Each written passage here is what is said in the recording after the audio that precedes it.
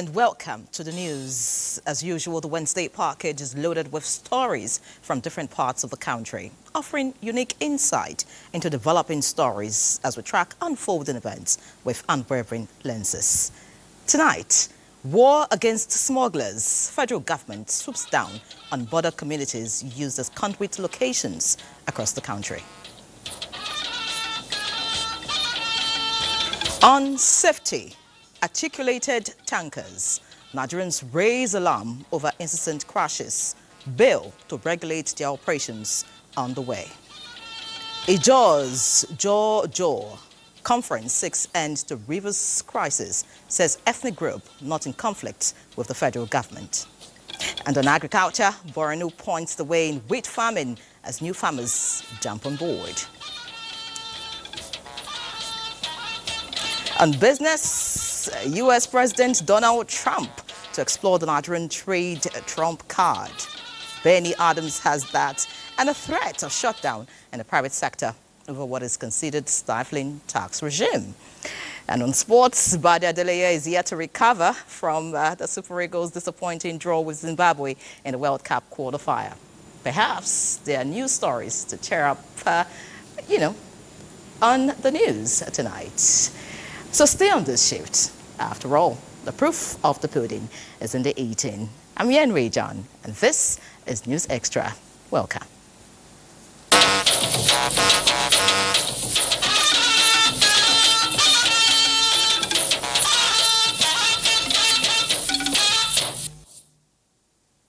Let's set sail tonight as Vice President Kashim Shettima has enjoined the nation's judiciary to remain steadfast as custodians of the law.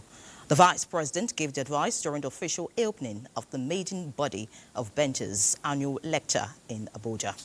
State House correspondent Abdurrahman Jabrila reports.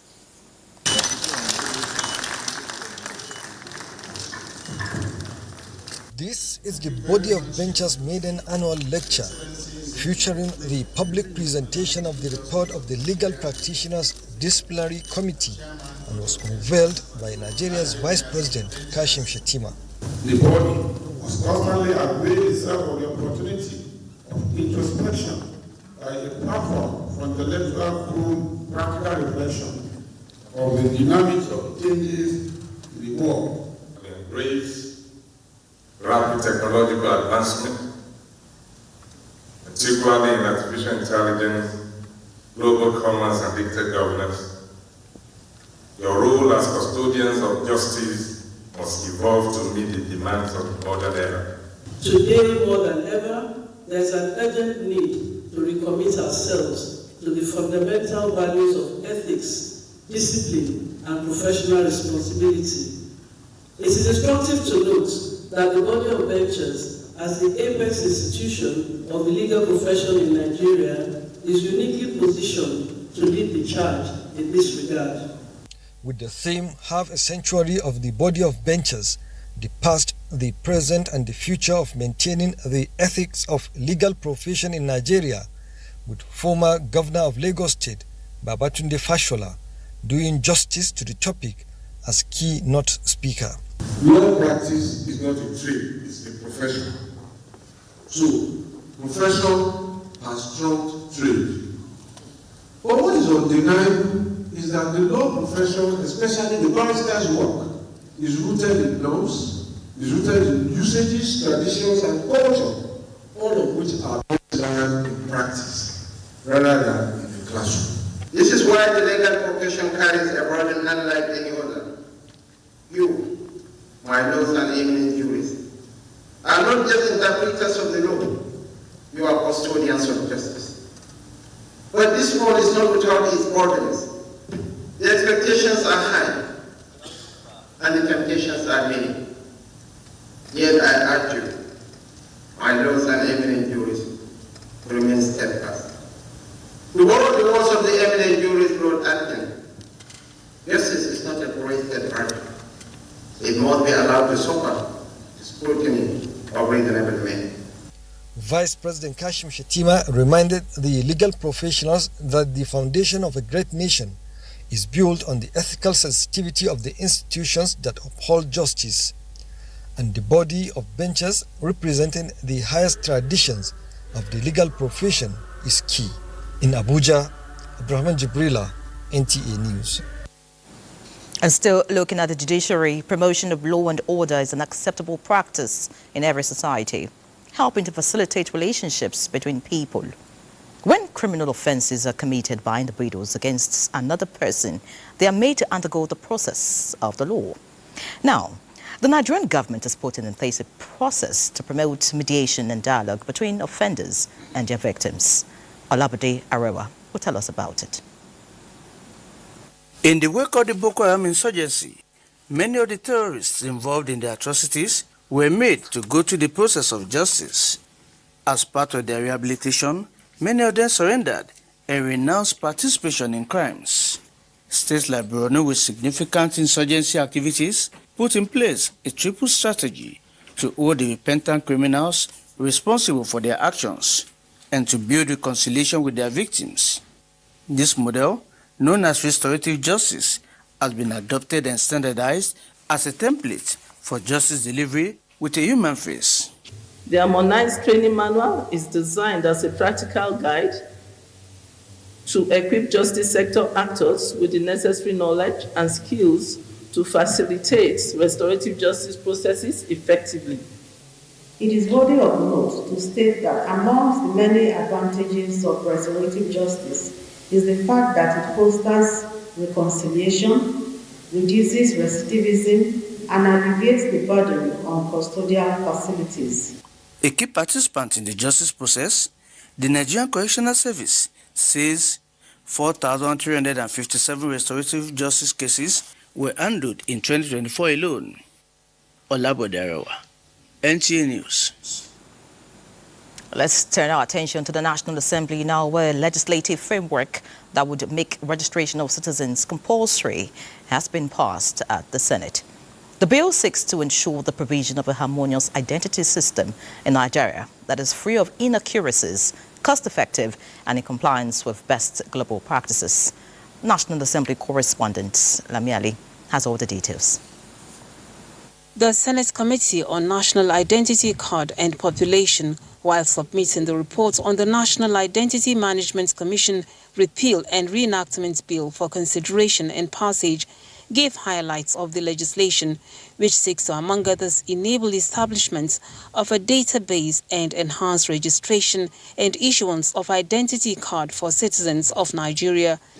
To strengthen the legal framework of national and digital identity, thereby creating an optimal foundational identification ecosystem that fosters inclusion, universal coverage, and accessibility. I pray that this bill will ensure that we have proper record and proper data to plan not just for the current generation, but for future generations of Nigerians. Thank you.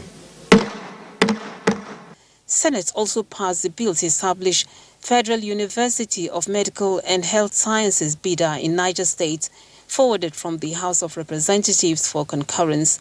Senate has, in response to a motion from Senator Asukwo Ekpeyon, mandated its Committee on Communications to investigate factors driving the high cost of data in Nigeria, as it calls for a downward review. The reasons provided by telecom providers for the data price hike include high operational costs, unfavorable exchange rates, are untenable, and appears that instead of addressing the root causes of the high cost of doing business in Nigeria, the burden is being unfairly transferred to end users. I'm particularly interested in this because of the manner it affects the young men who are in larger population in this country, who are the most productive sector. They rely on data to acquire resources that we are not able to provide for them. Plenary featured the confirmation of appointments of the part-time chairman of Asset Management Corporation of Nigeria, AMCON, Dr. Bala Bello, alongside 5 non-executive directors, as requested by President Bola Tinubu. From the National Assembly, Lami Ali, NTA News.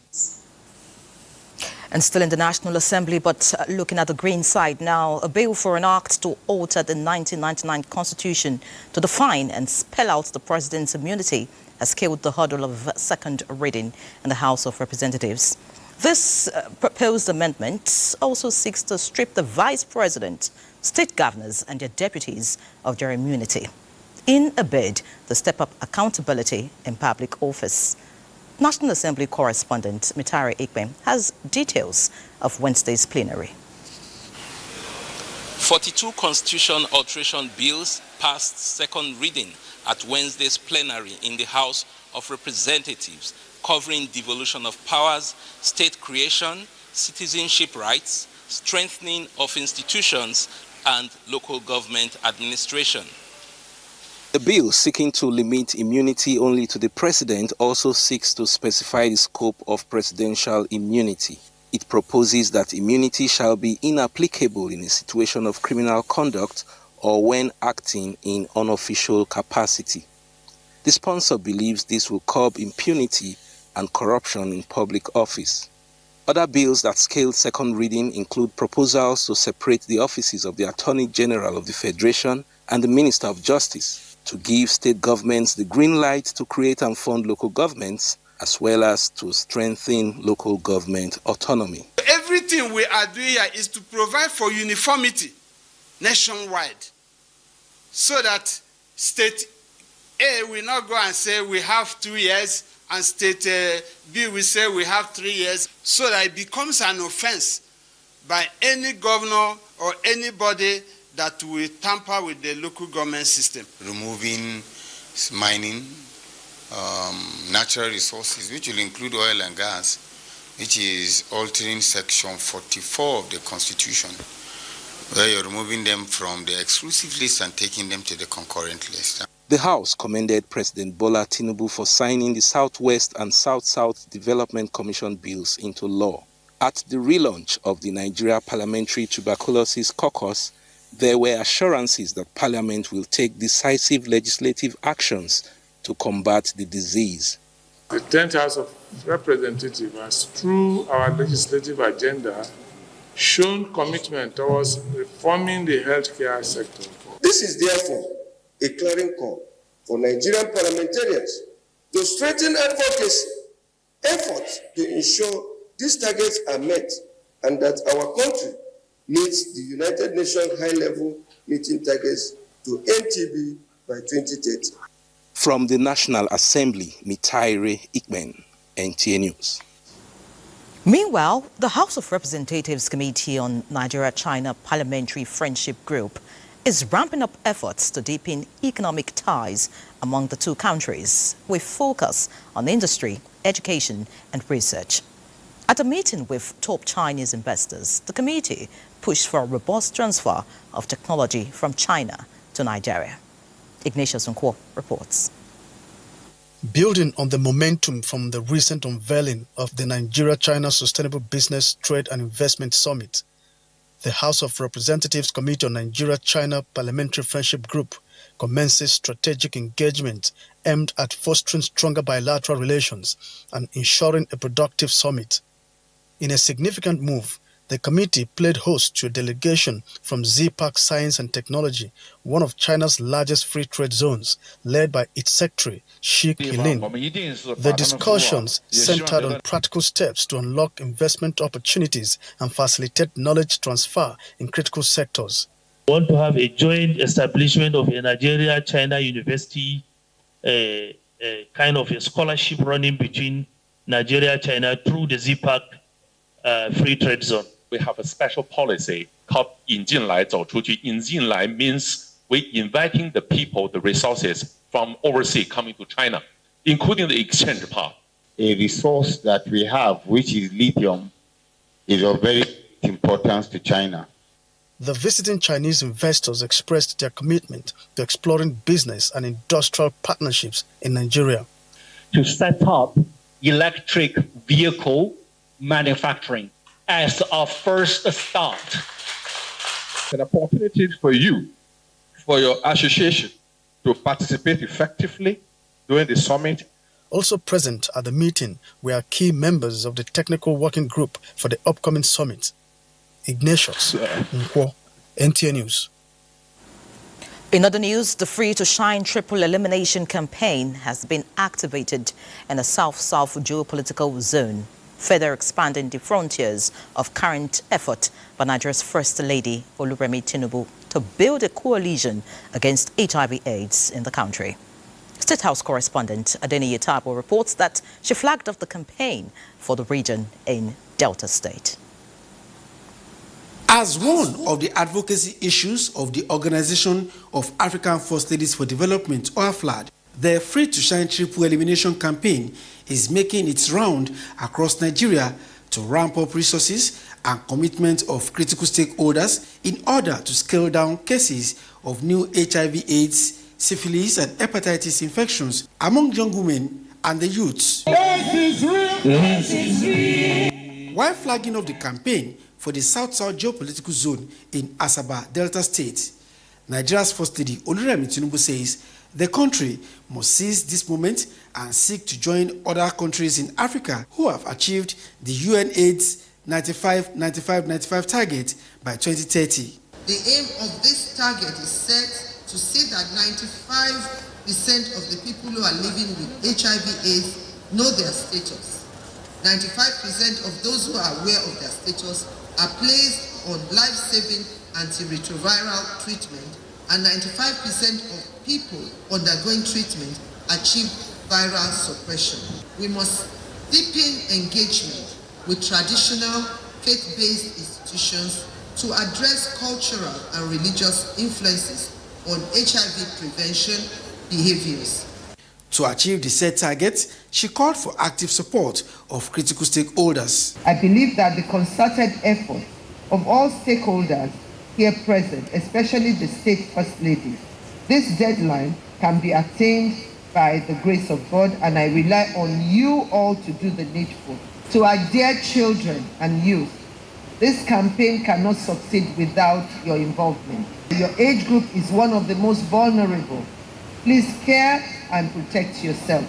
That as more women achieve financial independence, they will be in a better position to make better decisions regarding their choices in life. Hence, we consider ourselves partners with Your Excellency. We are integrating our response to diseases of public health significance like AIDS, TB and malaria, tailoring our programs to the specific health needs of our people, improving community participation, addressing inefficiencies in the system, and prioritizing preventive health intervention. Empowering our women will be a key. State governors, local government chairmen, let's rise up to the occasion, as you are all aware that there is a shifting policy regarding resources globally.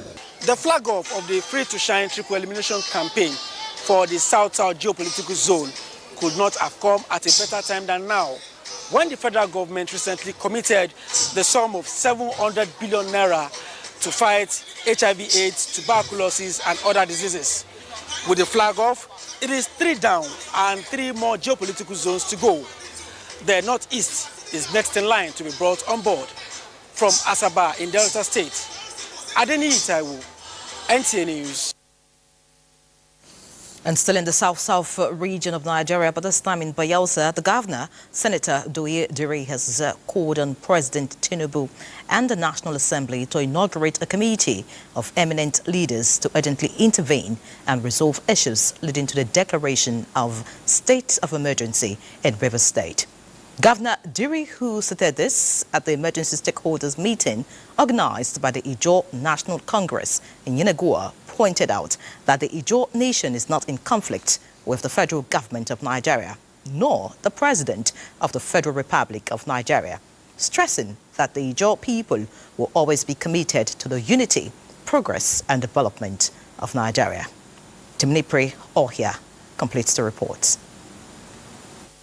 This emergency stakeholders meeting among Ijaws is in response to the very recent state of emergency in Rivers State declared by the president and the need to reconsider the proclamation as the crisis can be resolved through dialogue. Call on the National Assembly and Mr. President to waste no time in inaugurating the Committee of Eminent Personalities that will immediately intervene and peace and bring the constituted government of Rivers State back. The INC president, Professor Benjamin Okaba, and other stakeholders commended the Jaws for their support for justice and equity in the ongoing political crisis in Rivers State, as they called on the president to reconsider his actions in the Rivers field. The recent imposition of emergency rule and suspension of our dear son, His Excellency Governor Simnali Fogra, under whatever guise, constitutes a grave assault on the principles of justice, democratic governance, and the sanctity of the people's mandate. It is my conviction that by the time we come out of this, we would have learned from the mistakes of the past and to be able to move in a direction that resonates with the people and the people of Rivers State. It is therefore our responsibility to safeguard and improve on what we hold in our custody. The event had prominent Ijaw leaders in attendance. In Yenogwa, Tsiminupri, Ohia, NTA News. This is News Extra. Time for a break. Please stay with us. Many thanks for staying with us. Wait a minute. How often do you check your health status, especially your blood pressure? With the alarming rate of sudden deaths allegedly caused by heart attacks, medical experts stress that it's crucial for people to be mindful of their health status and lifestyles. Here's why. Early high blood pressure often has no symptoms in most people. Sifia Nyoma Uche shares more insights. It comes like a thief in the night and suddenly it leads to death. Majority of deaths recorded at night are linked to heart failure. This ailment, however, can give salient symptoms like headaches, chest pain, shortness of breath, and blurred vision, which are often ignored.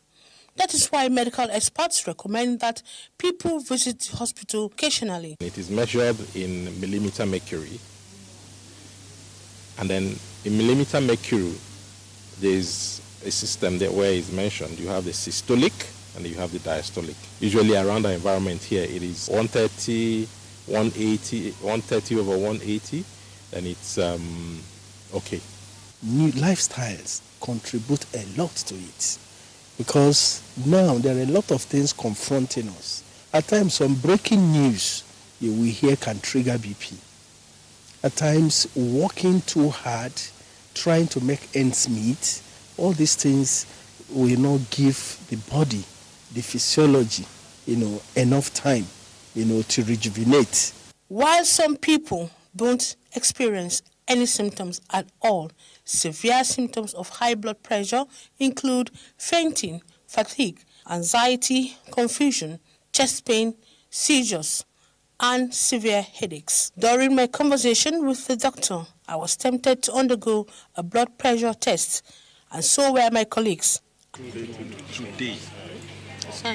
in short, as now, you should be seeing your doctor.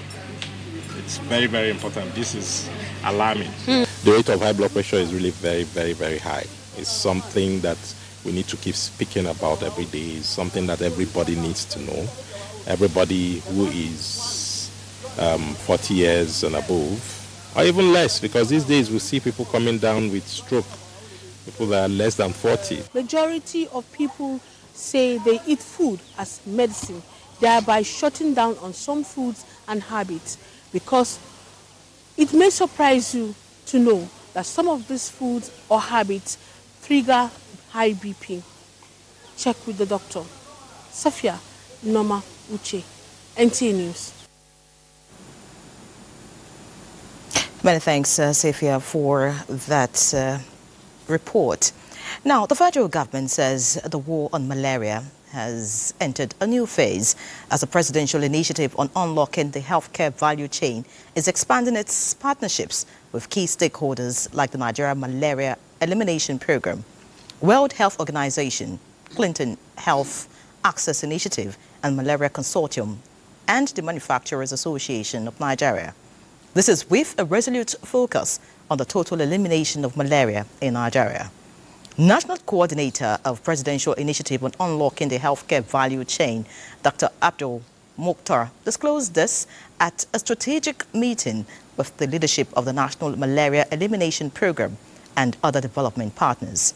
Dr. Mukhtar explained that the Presidential Initiative on Unlocking the Healthcare Value Chain aims to enhance the objectives of the Affordable Diagnostics and Medicines for Malaria initiative by supporting technical assistance programs, addressing policy and regulatory challenges, and fostering technology transfer and talent development.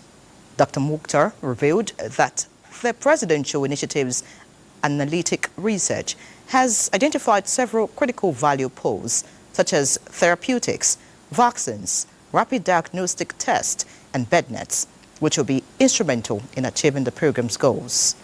Dr. Aminu Umar of the Nigerian Malaria Elimination Program said that a recent survey indicates malaria is responsible for 20% of mortality in the country, and government is determined to reduce this mortality rate through affordable malaria treatment and diagnosis. So if people can be able to afford the treatment and the diagnosis for malaria, it's like we are almost improving almost substantial number of mortality in the country, which I think would be good. And still talking health, with the rising cases of antibiotic resistance becoming a global health crisis, researchers from the Nigerian Institute of Medical Research, NIMR, are using their findings to proffer lasting solutions to the challenge. Hingino John Adams, who attended a media chat with researchers, tell us more. Data from the World Health Organization shows that bacterial antimicrobial resistance caused 1.27 million deaths globally in 2019. Worried about this development, researchers from the country's Apex Medical Research Institute are deploying local capacity to reducing the high prevalence of Helicobacter pylori, H. pylori, which they say is causing ill health among Nigerians. Chronic or long-standing inflammation has also been associated with cancer of the stomach. And that's where we start talking about Helicobacter pylori. There was a report by WHO that during the COVID pandemic, only 8% had bacterial co-infection. We know that COVID-19 is a viral infection, but 8% had bacterial co-infection. But do you know what? 75% were prescribed with antibiotics. Right? They were like, okay, just in case, maybe it's a bacterial infection. And that's one of the major problems we have in terms of antimicrobial resistance. On cholera outbreak in the country, the researchers are advocating aggressive enlightenment campaigns. We also engage the community leaders because they are critical stakeholders in research. If they are not engaged and given proper advocacy, there may be hostility or resistance. With research just like the ones done by NIMR, it is expected that more findings will be made to help in achieving a healthy future for Nigerians. In Lagos, Hinginu John Adams, NTA News. Meanwhile, trafficking, abuse of drugs and other unwholesome substances are serious threats to human and environmental resources development. The Nigerian government, through relevant agencies, are not relenting in finding solutions to this vice. On this note, therefore, the National Orientation Agency, NOA, is complementing efforts of the National Drug Law Enforcement Agency, NDLEA, in combating the social menace through reorientation of citizens. Kenneth Nanim reports.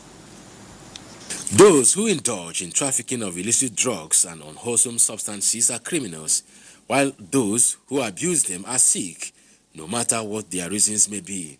Sometimes we can say family pressure, yeah. Sometimes it can be like career, what they want to achieve in life, which if they don't get it at the meantime, it brings a lot of thinking, and then before you know, they start taking all these intakes of drugs. There are several components to a successful sensitization on drug abuse. One of those components is access to counseling, for those who are already indulging in it. It also includes access to knowledge. To change the narrative, the National Orientation Agency, NOA, has been championing a reorientation campaign on behavioral change, while the National Drug Law Enforcement Agency, NDLEA, is also kept on its toes, ensuring suspected traffickers have no hiding place. It's an indication that Nigeria is increasingly becoming a country where you can't easily get away with peddling, drugs within our system. Apart from the Catch Them Young program, a campaign strategy targeted at creating more awareness amongst school children, the agency has also come up with a more holistic approach that is community participation driven. We have realized that for the sensitization campaign against drug abuse to be successful, it has to be community-led. The strategy should not be that we enter a community as NOA, we do a period of sensitization and then we leave, and that space is left fallow, for other narratives that would drive those youth back into the same negative habits, to take place. Meanwhile, the war against drug and substance abuse campaign in schools is yielding positive results. Drug abuse is the misuse of drugs by the user, which can make the person to malfunction. It can lead to death. It can lead to sleeplessness. It can make a human being behave abnormal. It makes someone lose the normal way of thinking. Some of the responses are on suggestions on what should be done to sustain the tempo. I believe that by the time the school system comes into it and it becomes a course on its own from the primary section to the secondary to the university, it will save the youths more. The responsibility to rid the society of this ugly trend does not lie on the shoulders of government agencies alone. Therefore, you and I have a call to this duty. Here I am doing mine. If you do yours in your enclave, the society will be better for it. Kenneth Nanim, NTA News. Well, thanks, Kenneth. I'm doing mine. Are you doing yours? All right, let's turn our attention to other issues now. Incessant crashes of articulated vehicles in parts of the country remain recurring decimal, and there is an urgent need for critical actors within the transportation sector to come up with a long-term solution to reduce the prevalence of accidents and casualties on highways. Elizabeth Omori looks at this trend. Incessant crashes of articulated vehicles in parts of the country have become pressing concerns for many road users. The recent Abuja incident is a stark reminder of the devastating consequences of these crashes, with many counting losses and families left with scars. The Federal Road Safety Corps, saddled with the responsibility of ensuring safety on Nigerian roads, insists that these crashes occur as a result of overspeeding, reconstructed tanks, failing state of the roads, poor vehicle maintenance, and unqualified drivers plying the roads. Multiple reports show that some of these reconstructed trucks are overloaded and oftentimes lose control, which eventually end up crashing. As part of efforts to prevent these avoidable accidents, the Corps on its part has strengthened its safe-to-load policy, whereby officers inspect tankers before going out of depots across the country, with high visibility of officials on the roads to apprehend erring drivers. These crashes have informed several sensitization projects to continuously acquaint commuters, drivers, and all transport stakeholders on the need to adhere to traffic rules to reduce deaths occurring on the roads. Elizabeth Omori, NTA News.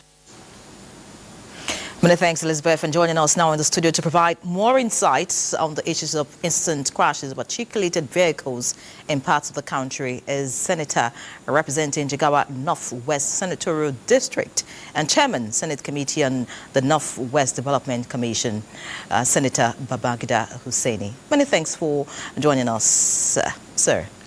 Thank you for having me, and it's good to be here. All right, now looking at the issue at hand, recently a tanker conveying petroleum products overturned in Abuja town in Jigawa State. That happens to be a constituency. And of course, we've heard of other places in different parts of the country, leading to loss of lives and property. Tell us, how worried are you about these occurrences? Okay, thank you very much. I think let me lay the context in which we have had to put up the proposed bill to check the activities of the articulated vehicles. Last year, we had this very unfortunate incident in Abuja town under my senatorial district. Over 200 people lost their lives and were cremated, burnt alive. And then, of course, we are saddled with the responsibility of maintaining and managing more than 200 widows and orphans in Abuja town. That got me thinking, and then I have had to do research, and research had indicated that between the month of January 2009 to October 2024, we've had 691 articulated vehicle accidents on our highways, leading to the loss of 1,618 Nigerians, innocent Nigerians oftentimes. So it calls for concern. We have had to look at the relevant laws and relevant instruments for control and management of these issues. The 2018 Federal Highway Act specifically directed or mandated the Minister of Works and Housing to take charge of safety issues on articulated vehicles, specifying the volume of cargo or weight that an articulated vehicle can carry in Nigeria. But sadly, the implementation of this act has not been as effective as it should. And then, of course, subsequently, we have seen an increasing number of this kind of incidences happening on our highways. The last one just last week in Nyanya, leading to loss of more than 30 innocent Nigerians. So principally, that was the inspiration that necessitated a look at our law, and then I came up with the bill to regulate the activities of this. Now, that leads us to the bill, the Articulated Vehicle Safety Regulation Bill, being sponsored by you, has passed second reading at the floor of the Senate. Tell us, what are the provisions of this bill? Principally, the objectives of the bill was to regulate the activities of this class of vehicles, as it were, the structural conditions of the vehicles, the hydraulic, the electrical, and even the mental health of the drivers who use these vehicles are never given any serious consideration in almost all the two acts of the Federal Road Safety Commission and the National Federal Highway Act of 2018. So the intent of the bill principally was to sift through these acts and then come up with a robust and timeous bill that will address these failings. It is a little bit late in coming, having made us to actually lose a lot of innocent Nigerians who are, plying and doing their businesses, and they're losing their lives from this inferno and these unfortunate accidents. So fundamentally, these are the provisions of the bill. And then, of course, at the third reading during the public hearing, we intend to have some more inputs from fleet owners, tanker drivers, private individuals, civil society organizations, and even the NUPENG and other interested Nigerians who will help in bringing up a robust bill that will address this menace. All right, fantastic. What are the benefits, really, if this bill is passed? And then how sure are you that this bill would eventually, get to the final stage? How are you lobbying and pushing to ensure that your colleagues agree with you on this point? I think the biggest benefit of the bill is principally about securing the lives and properties of Nigerians, and no amount of resources or energy is too much to pay to ensure that this gets done. Secondly, part of the fallout of the bill is about creating a new economy. We look to the possibility of establishing maintenance centers on our highway corridors that will be issuing periodic certificates, maybe twice in a year, to all of these vehicle owners and tanker drivers and articulated vehicles, so that the condition and the status of their vehicles can easily be known. If there are defects, they can be corrected. So such centers will create employment opportunities for Nigerians, and also it will help us in sanitizing the operations of this class of vehicles. All right, many thanks, Senator Babagida Hussaini. Many thanks for being our guest on News Extra tonight. We do sincerely appreciate you. Thank you for having me, and have a good day ahead. All right, now let's see all the news. In a major push to transform its urban and rural landscapes, the Jigawa State government has flagged off the construction of 47 new roads across the state. The initiative, a key part of the state's urban renewal and rural transformation policy, is aimed at enhancing infrastructure as a foundation for economic growth and improved living standards. Awal Muhammad reports. Dutse, the Jigawa state capital, is wearing a new look as the state government embarks on Township Road project to provide linkages and spur development. The government has undertaken the construction of 15 kilometers of access road at different locations across the city. This is in addition to the solar-powered street light from Shuarin into the city. We have the road infrastructure deficit in the Dutse capital. That is why the state government now make a plan. So anytime the roads are to be awarded, some has to be in the state capital so that we bridge the infrastructure gap. The road being constructed include major access routes as well as inner roads in residential areas. These roads with drainages will not only provide better connectivity between different parts of the city, but also control the flood being experienced annually due to inadequate waterways in some areas. We that will own house here, we can't access our house. You have to go through other road. So we are very, very happy. Whenever it rains, the whole of this area used to be submerged by water. So this year, we are happy it will not happen again. The construction work is being carried out at the rapid pace as the government has promised to complete the projects on time without compromising on quality. All the contractors are working according to specification. So this is just one of the 12-point agenda of His Excellency. The present administration in Jigawa State is said to have inherited 26 number of road projects, out of which 23 had been fully executed and completed. But it's not only Dutse that is benefiting from this landmark development. Other local governments in the 3 senatorial districts are also enjoying a fair share of the 47 road constructions across the state. In Dutse, Awal Muhammad Kazauri, NTA News. If, as a patriotic Nigerian, you will be alarmed by the fact that the country is annually spending about $3 billion on wheat importation, you have every reason to have that feeling. However, the good news emanating from Borno State is nothing short of heartwarming, as wheat harvesting on the 500 hectares of mega wheat farm within the Jerry Bowl at the outskirts of Maiduguri, the state capital, has commenced in earnest, conveniently ranking the state among major wheat producers in the country. Tina Turu has more on this initiative. After months of hard work, commitment and investment in time, energy, money and other resources, it is now time for a bumper harvest on the 500 hectares mega wheat farm out of the 20,000 hectares earmarked for the project within the Jerry Bowl. 2 mechanized harvesters were mobilized to do the job at no cost to the farmers, mainly to minimize post-harvest losses, as the Secretary to the State Government, Bukar Tijani, alongside the Commissioner of Agriculture, Bao Musami, and other stakeholders flagged off the exercise. The farmers are expected to reserve seeds for the next farming season as they keep 80% of the harvest while government takes 20%. One of what we achieved best is the reclamation of the degraded land by flood. Now this land is ready for rainy season and as well for the next irrigation period as well. And as I really said, we have targeted almost 5 to 6 local governments in wheat production.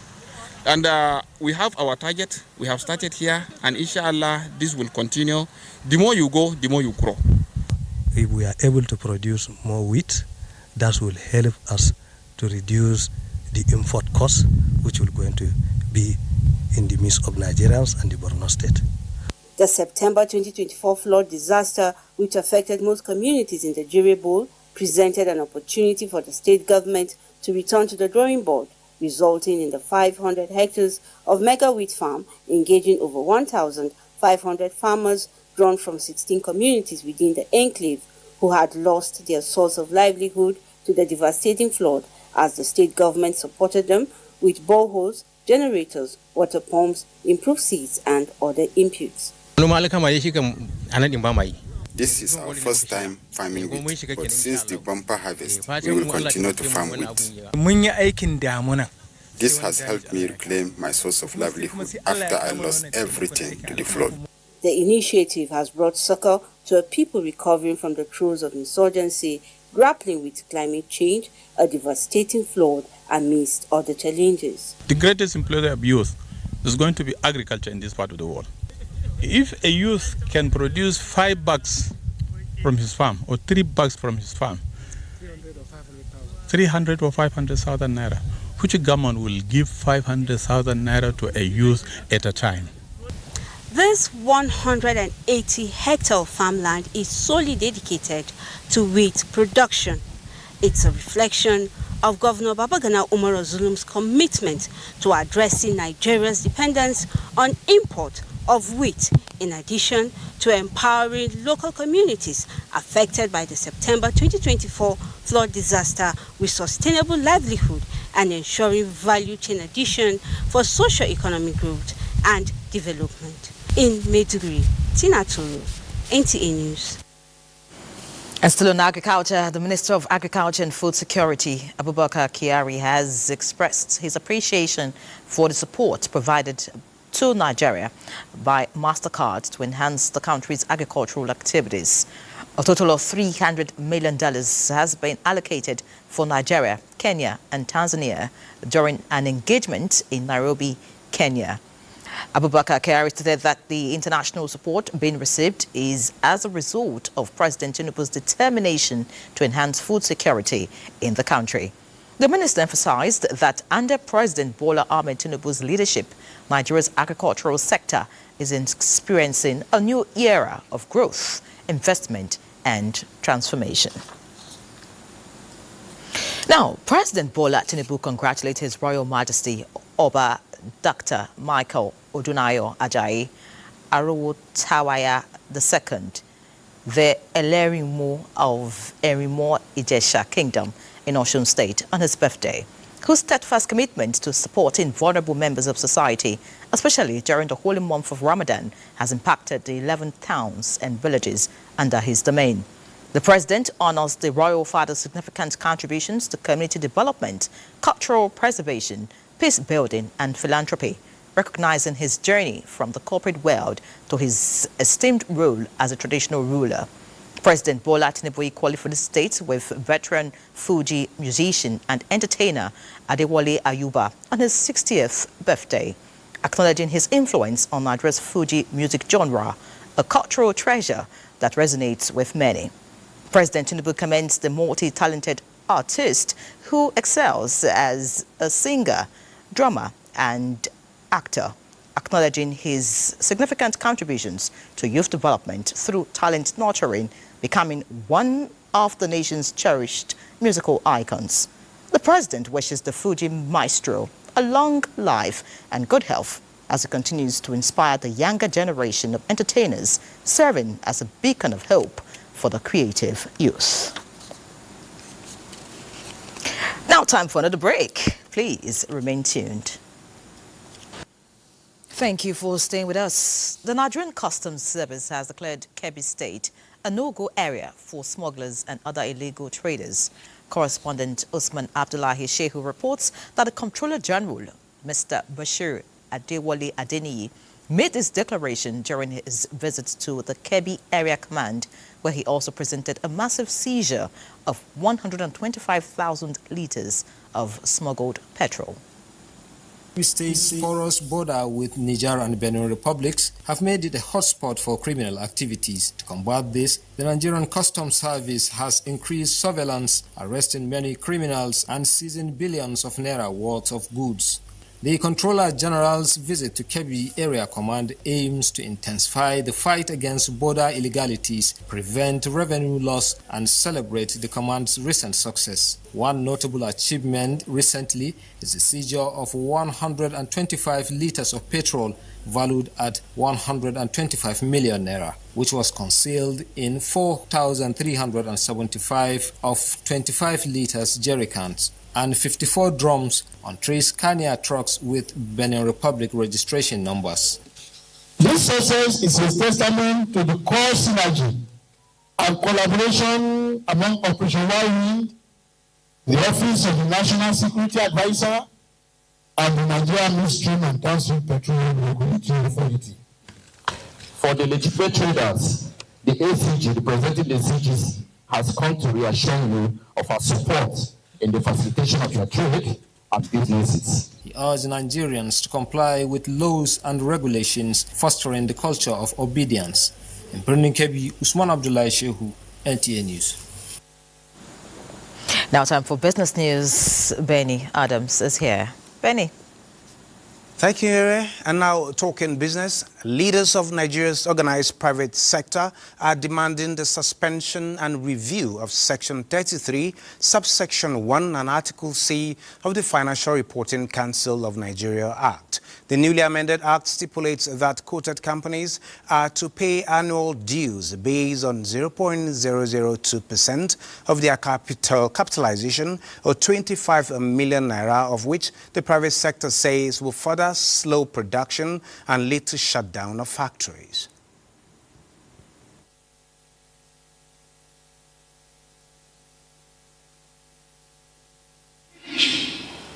Different taxes, levies, and fees across board. We also think that this should be based on profit and not on revenue, if at all. Suspend indefinitely until you find workable. It should be workable. So whether it's for 2 or 3 months, to allow us to come to a conclusion and represent another bill to the National Assembly. This bill on gross should be avoided. Response the Minister of Industry, Trade and Investment, Dr. Jumoke Oduole, in collaboration with the Financial Reporting Council of Nigeria, appealed to the organized private sector for understanding, stating government's commitment to supporting businesses to thrive. President Bola Ahmed Tinubu, GCFR, who is genuinely committed to understanding the challenges of the private sector and co-creating practical, inclusive solutions that work. He has consistently said that his administration is a listening one, backed up by his action. And now still talking trades, the United States Ambassador to Nigeria, Richard Mills Jr. says, amid global tariff wars, the present administration in America is more open to work with Nigeria in areas of industry, trade and investment, in addition to security for economic growth. This was as the Minister of Industry, Trade and Investment, Dr. Jumoke Oduole, received the U.S. delegation in her office. Issues around increasing trade and investment volumes is the target, and Nigeria's huge potential is the catch. This is as the U.S. government looks to start work on an earlier agreement on commerce and investment partnership, which seeks to review tariffs and minimize reject of Nigerian exports into the United States, among other issues beneficial to both parties. Trade, business enabling issues. Very much focused on investment retention, and so making sure that U.S. businesses operating in Nigeria are comfortable. You know, my bias to ease of doing business.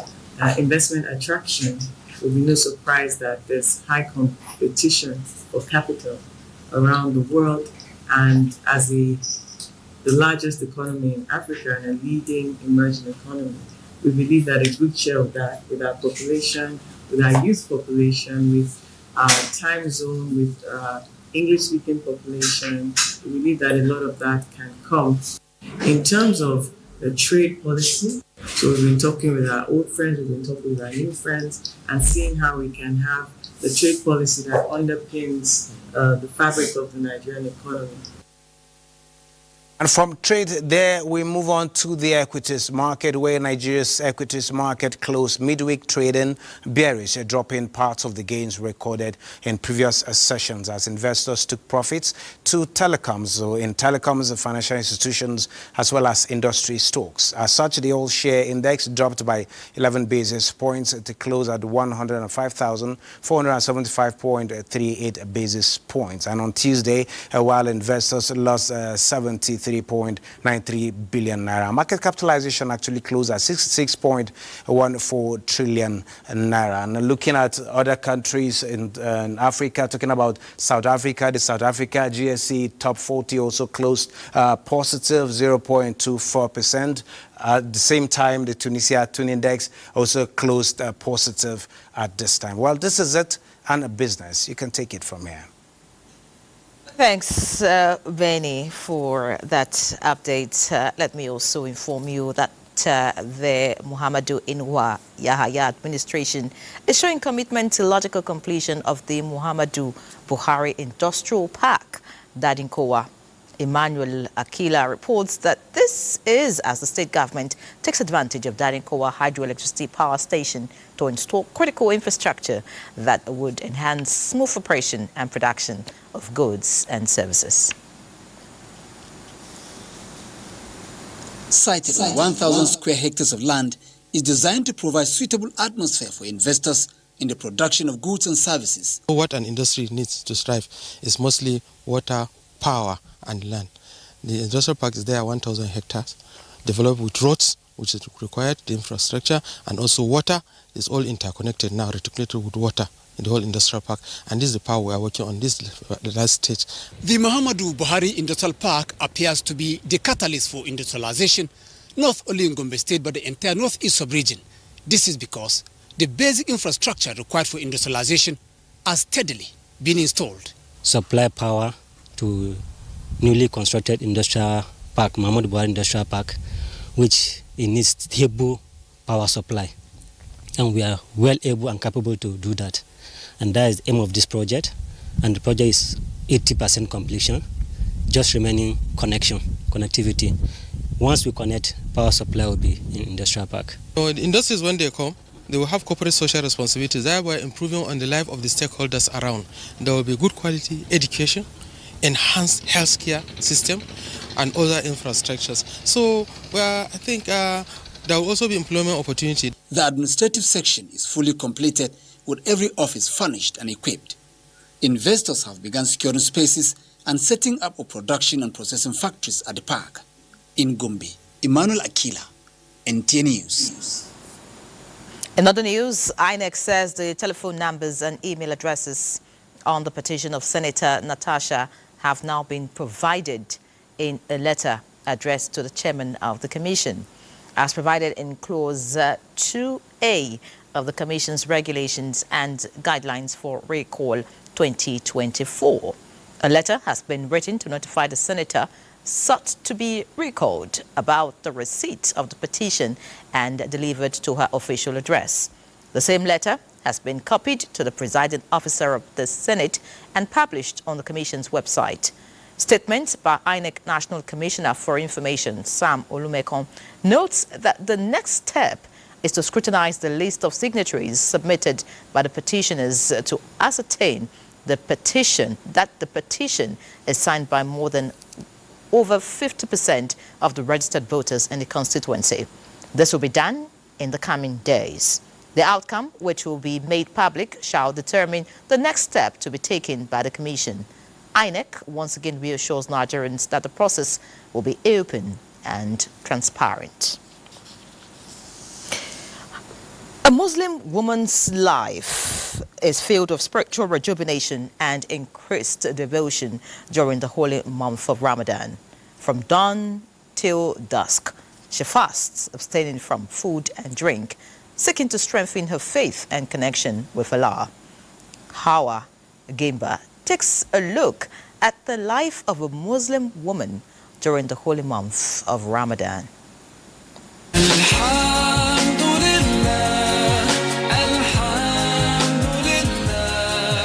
Throughout the blessed month of Ramadan, a Muslim woman's life is a shining testament to unwavering faith, resilience, and devotion.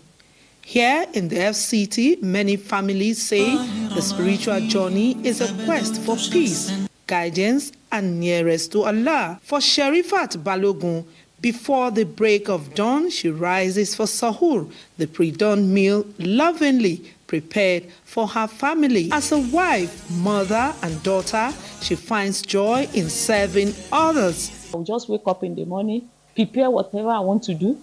By 5:30, I finish everything. So they will carry the food to mosques. So I thank God. No stress, no headache. Hajia Hawa Aminu takes us through how she recites the Holy Quran, performing prayers with families and friends, and giving charity to those in need. She believes a Muslim woman's life is a beacon of hope, faith, and devotion. A Muslim woman, whatever you do for your family is considered to be sadaqah, but especially and most importantly during the Ramadan. As the saying of the Prophet ﷺ, any woman who takes the time to cook, to wash, to even greet, to take care of your children, to prepare food for them to break their fast. To help our mothers in the kitchen, because cooking is not, we shouldn't just see it as a chore. It should be an honor, because every soul or every person you feed out there would actually serve as an act of ibadah for you. For every Muslim woman who dedicates her time during the holy month of Ramadan, the spiritual journey is blessed with peace, guidance, and nearest to Allah. Hawagimba, NTA News. And the ambassador to Ramadan, there in a heartwarming display of unity, Al-Habibiyya Islamic Society, a non-profit organization promoting Islamic education and good governance, hosted the U.S. ambassador to Nigeria, Richard Mills Jr., for an iftar dinner in Abuja. Correspondent Ibrahim Dan Hamidu reports on this significant event, highlighting over 20 years of interfaith collaboration between Nigeria and the U.S. As Ramadan brought Muslims together, Al-Habibiyya Islamic Society opened its doors to foster unity and compassion. The American ambassador to Nigeria, Richard Mills Jr., and his wife joined the society's daily iftar meal. Till the end of Ramadan, Al-Habibiyya shares iftar meals with 2,500 people daily, promoting a spirit of community and togetherness. Breaking their fast together, the ambassador praised Al-Habibiyya's efforts in promoting Islamic education, good governance, and social welfare. Regardless of the religion that we practice, whether that's a traditional Nigerian faith, whether that's Christianity, whether that's Judaism, we share a commitment to generosity. This gesture reinforced values of tolerance, empathy, and cooperation between Nigeria and the United States. Then the great thing is identification with the poor, especially the needy. We, the people that are privileged, that are blessed in society, should give something to the needy. This is an important thing. That we work together, if we help ourselves, we can promote peace in the world. The way Americans do it, and he brought it back, and we do it our own way. As the iftar came to a close, the extraordinary gathering will inspire hope and understanding between nations. In Abuja, I'm Ibrahim Dan Hamidu, NTA News. Let's pause here. Glad to have you back. Teaching in nursery, primary and secondary schools in Anambra State, many say, is gradually becoming exclusive reserve of women. The question remains, where are the males? Even after the state government offered employment to them in recent time. Chinyere Fesi Okoye will tell us about it. The best legacy for any child is sound and quality education. And to achieve this, many say, requires both male and female teachers. Civil service is a thing of prestige. It is not a thing of wealth. And when a society is going materialistic, everybody wants to be a dogu. So I believe that's their mindset anyway, and it's an erroneous mindset. So that was why most of our males shifted to business. They go to the same market, but the females usually have backbones. Backbone maybe in the form of boyfriend, husband. So they have other sources. So males depending strictly on teaching, it's not really that ideal. So we go for where you make more money. A visit to some nursery, primary and secondary schools in Anambra State revealed that many, including one of the oldest grammar schools in Awka, the state capital, founded in 1958, that has never had a female principal, today has a woman at the helm of affairs. Well, we have 64 teachers here.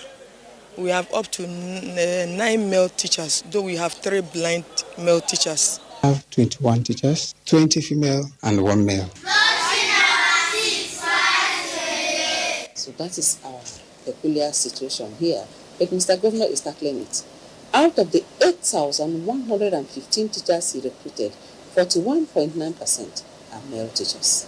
However, does the decline in the number of male teachers have impact on academic performance and morals in the system? In terms of productivity, there may not be much difference. But in general, it doesn't look normal that the whole school should be dominated by females. And it has, if not anything, has some psychological effect. So I don't think it is a good trend. And I think it has to be reversed. It is the first time that we are having a female principal. But I know that she will do more. So I believe in her, and I also believe in her capability and abilities.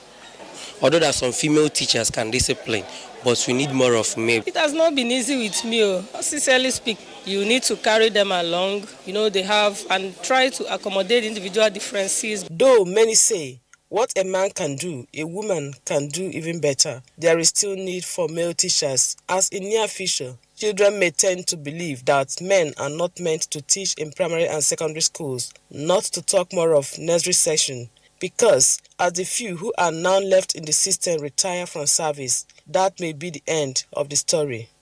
In Awka, Chinyere Fesi Okoye, NTA News. We need more teachers. Education is key. Now, from 1989 to 1993, he served as the chairman of the National Electoral Commission, NEC, now known as INEC, playing a significant role in the country's electoral process. The man is the late Professor Humphrey Nwosu, who passed on 6 months ago. Let's now join Timothy Yusuf, who tells us about an event put together in Abuja to celebrate the life and legacy of the man who many described as a titan of democratic journey.